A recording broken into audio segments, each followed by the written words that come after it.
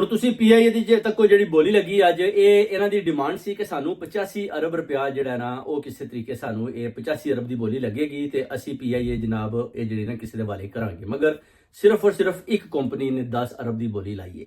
ਉਹਨਾਂ ਆਖਿਆ ਤੁਹਾਡੇ ਬੋਇੰਗ ਤਿਆਰੇ ਜਿਹੜੇ ਨੇ 737 ਇਹ ਤੇ ਲਾਣੇ ਚ ਪਾ ਕੇ ਇਹਦੀ ਹਾਲਤ ਤੇ ਦੇਖੋ, ਉਹ ਤਾਰਾਂ ਲਟਕੀਆਂ, ਇਹ ਤੇ ਚੱਲਿਆ ਵੀ ਨਹੀਂ, ਤੇ ਦੂਜੀਆਂ ਤਿਆਰਿਆਂ ਦੀ ਵੀ ਹਾਲਤ ਤੱਕ ਹੋਤੇ। ਉਹਨਾਂ ਆਖਿਆ ਕਿਸ ਚੀਜ਼ ਦਾ ਤੁਸੀਂ 85 ਅਰਬ ਮੰਗਦੇ ਹੋ? ਉਹਨਾਂ ਆਖਿਆ ਲਿਆਓ ਵਜ਼ੀਰ ਆਲਾ ਪੰਜਾਬ ਨੂੰ, ਅਸੀਂ ਪਹਿਲੇ ਤੇ ਤੁਹਾਡੀ ਪੀਆਈਏ ਦੇ ਜਿਹੜੇ ਤਿਆਰੇ ਨੇ ਉਹਨੂੰ ਵਿਜ਼ਿਟ ਕਰਾਈਏ, ਫਿਰ ਅਸੀਂ ਉਹਨਾਂ ਨੂੰ ਦੱਸੀਏ ਕਿ ਤੁਹਾਡਾ ਬਿਜ਼ਨਸ ਕੀ ਹੈ ਤੇ ਤੁਹਾਡੇ ਤਿਆਰੇ ਜਿਹੜੇ ਨੇ ਇਹ ਉੱਥੇ ਤੱਕ ਪਹੁੰਚ ਵੀ ਨਹੀਂ ਸਕਦੇ।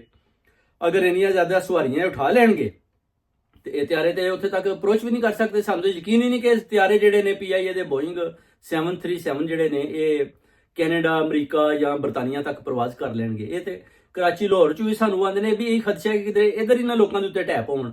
ਤੇ ਤੁਹਾਡੀ ਤੇ ਜਿਹੜੀ ਫੇਲੀਅਰ ਆਪਣਾ ਪੀਆਈਏ ਤੁਸੀਂ ਬਣਾਈ ਹੈ